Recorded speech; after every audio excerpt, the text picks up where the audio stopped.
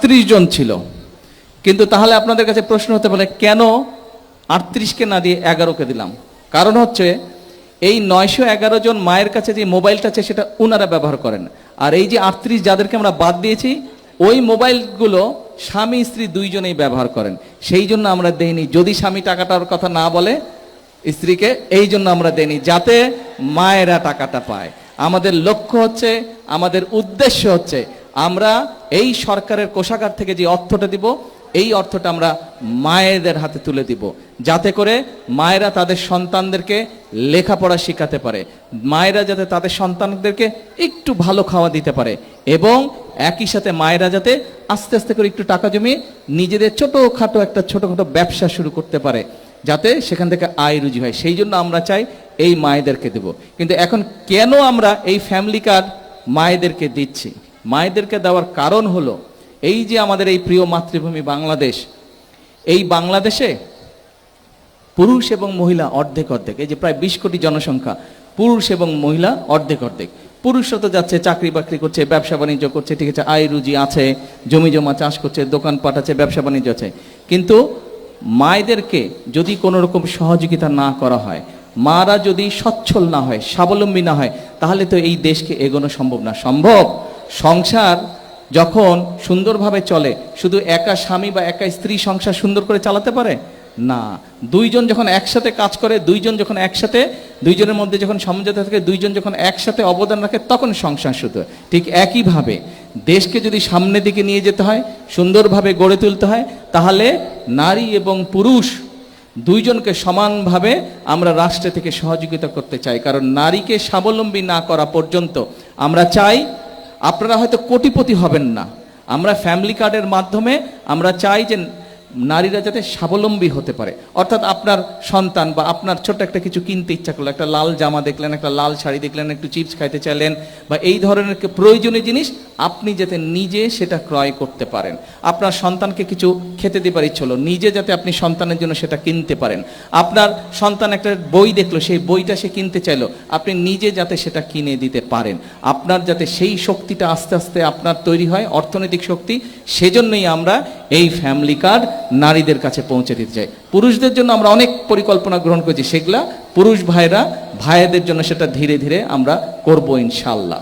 আজকে যে এই ফ্যামিলি কার্ড, এটা গাবতলীতে এই মাসের মধ্যে ইনশাল্লাহ আরো 22টা না 30 তারিখের ভিতরে 23টা, আরো 23টা, বাংলাদেশের 23টা উপজেলাতে আমরা এই মাসের ভিতরে 30 তারিখের ভিতরে আমরা মায়েদের হাতে ফ্যামিলি কার্ড পৌঁছে দিব। এবং ইনশাল্লাহ আগামী 5 বছরের মধ্যে আমরা দেশে প্রায় 4 কোটি পরিবার আছে, আমরা চেষ্টা করব ম্যাক্সিমাম পরিবারের মায়েদের কাছে, গৃহিণীদের কাছে, নারী প্রধান যে আছে পরিবার, তার কাছে এই ফ্যামিলি কার্ড আমরা পৌঁছে দেওয়ার চেষ্টা করবো ইনশাল্লাহ আগামী 5 বছরের মধ্যে। অনেকে অনেক কথা বলতে পারে, এত টাকা কোত্থেকে আসবে, কি আসবে না আসবে, অনেকে অনেক কথা বলতে পারে। আমাদের কথা একটাই, নির্বাচনের আগে বলেছিলাম আমরা চেষ্টা করব বিগত স্বৈরাচারের সময় যেই দুর্নীতি হয়েছে, দেশ থেকে লক্ষ কোটি টাকা পাচার হয়ে গিয়েছে, দেশ থেকে লক্ষ লক্ষ কোটি কোটি পাচার হয়ে গিয়েছে, টাকা অর্থ সম্পদ চুরি হয়েছে, আমরা এই দুর্নীতিটাকে রোধ করতে চাই। কারণ এটা জনগণের টাকা, জনগণের অর্থ পাচার হয়েছে। সেই টাকা দিয়ে আমরা ফ্যামিলি কার্ড করব ইনশাল্লাহ, সেই টাকা দিয়ে আমরা কৃষক কার্ড করব ইনশাল্লাহ। আপনারা নিশ্চয়ই এর মধ্যে খবরে কৃষক কার্ডের কৃষক ভাইদেরকে এখনো, এই গাবতলীর কৃষক ভাইদের কাছে এখনো আমরা কৃষক কার্ড পৌঁছাতে পারিনি, কিন্তু ইনশাল্লাহ ধীরে ধীরে আমরা পৌঁছাবো। কিন্তু আপনারা দেখেছেন নির্বাচনের আগে আমরা বাংলাদেশের মানুষকে প্রতিশ্রুতি দিয়েছিলাম, এই ফ্যামিলি কার্ডের কথা বলেছিলাম, আমরা বলেছিলাম কৃষক কার্ডের কথা, আমরা বলেছিলাম 10,000 টাকা পর্যন্ত যাদের কৃষি ঋণ আছে সেই কৃষক ভাইদের আমরা 10,000 টাকা পর্যন্ত কৃষি ঋণ সুদ সহ মৌকুফ করে দিব। সেটা আলহামদুলিল্লাহ আপনাদের দয়া, আল্লাহর রহমতে সেই কাজটা প্রথম সপ্তাহের মধ্যেই আমরা করতে সক্ষম হয়েছি। এতে করে 12 লক্ষ, সারা বাংলাদেশে 12 লক্ষ কৃষক তাদের 10,000 টাকা পর্যন্ত কৃষি ঋণ আমরা মৌকুফ করেছি। 12 লক্ষ কৃষক এতে সুবিধা পেয়েছে। এখানে কৃষক ভাই আছে তো? কৃষক ভাই আছে না অনেকে? কে কারা কৃষি কাজ করেন বলেন তো, হাত তুলেন দেখি, কারা কারা কৃষি কাজ করেন। এই যে আপনাদের মধ্যে যাদের 10,000 টাকা কৃষি ঋণ ছিল, ধীরে ধীরে আপনারা দেখবেন আপনাদের কাছে আপনাদের ব্যাংক নোটিশ পাঠাবে যে এই কৃষি ঋণ সরকার পরিশোধ করে দিচ্ছে, আপনার এটার আর ইনশাল্লাহ প্রয়োজন হবে না। ইনশাল্লাহ কৃষকদের পাশে আমরা দাঁড়াবো, ইনশাল্লাহ কৃষকদের পাশে দাঁড়ানো শুরু করেছি, আমরা মা বোনদের পাশে দাঁড়াবো। কারণ আমাদের পরিকল্পনা হচ্ছে দেশকে ধীরে ধীরে সামনের দিকে নিয়ে যাওয়া, দেশের মানুষের ভাগ্য পরিবর্তন করা। এখন এরপরে আরো অনেক আছে। আমরা ইমাম মুয়াজ্জিম সাহেবদের কথা বলেছি, তাদেরকে সরকার থেকে যেই সম্মানের কথা বলেছি, মুসলমান ধর্মের মসজিদে ইমাম মুয়াজ্জিন খতিব সহ অন্যান্য ধর্মের যে ধর্মীয় গুরু আছে তাদেরকে আমরা বলেছি যে সম্মানী দেব, সেই কাজটা আমরা শুরু করেছি। আমরা খাল খনন, এই যে এই কর্মসূচি শেষ করে এই খালটার নাম জানি কি, হ্যাঁ, এই যে চৌকিদহ খাল আছে যে সামনে, খালটা তো অর্ধেকের বেশি খাল ভরাট হয়ে গেছে না, মানুষজন জমে যাবে।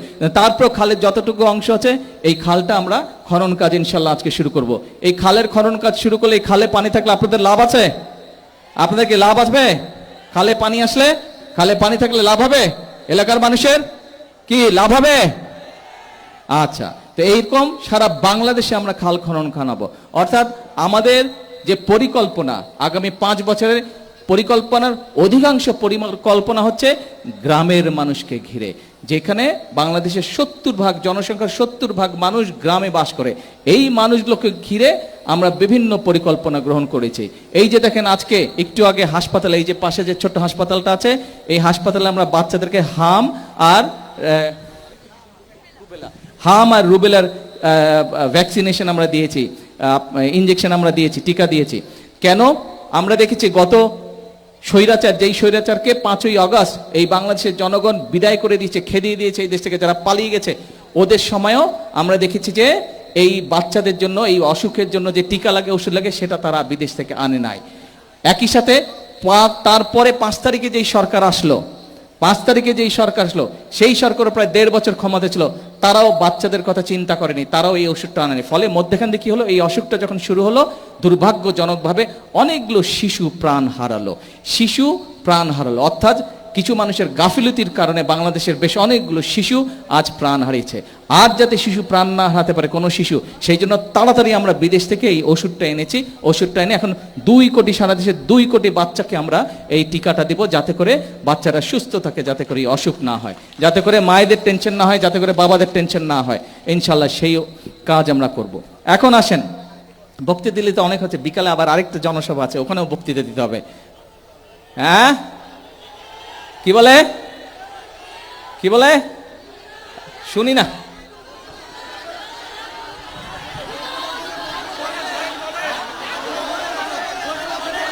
ও 2 ঘন্টা বলবো? আরে খিদা পাইছে তো আমার, বাপের বাড়িতে খাইতে দিবেন না নাকি? বাড়িতে নামাজ বাকি, খাওয়া বাকি, ওই জনসভা বাকি, খাল কাটা বাকি, সব বাকি, আবার ঢাকা যেতে হবে। আসবো বলবো, কথা বলবো, বসেন উত্তেজন। এখন এই যে আপনাদের নতুন এমপি মিল্টন অনেকগুলো দফা দিয়েছে, রোকন চেয়ারম্যান অনেকগুলো দাবি দেওয়া দিয়েছে এলাকার।